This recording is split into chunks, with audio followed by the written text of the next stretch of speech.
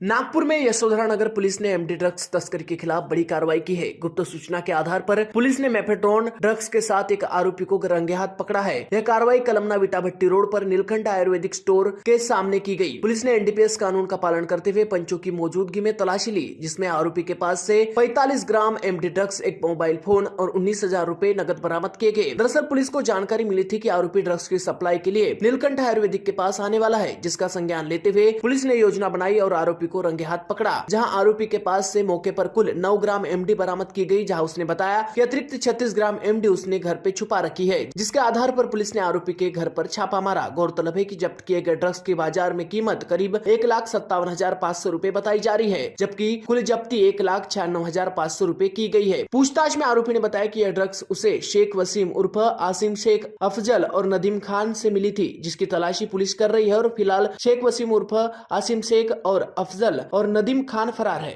आम्हाला मिळालेल्या गोपनीय माहितीच्या आधारे तपास पथकातील अधिकारी व अंमलदार यांना दिलेल्या आदेशावरून आरोपी इसम नामे सय्यद अयाज अली वल्द सय्यद फयाज अली व 39 वर्ष, राहणार शांतीनगर मुकेश किराणा स्टोअरचे जवळ शांतीनगर, हा इसम नीलकंठ आयुर्वेदिक स्टोअर समोर कळमना ते विटाभट्टी चौक या रोडवर एमडी पावडर जी आहे ती विक्रीसाठी घेऊन येणार असल्याबाबतची माहिती प्राप्त झाली होती।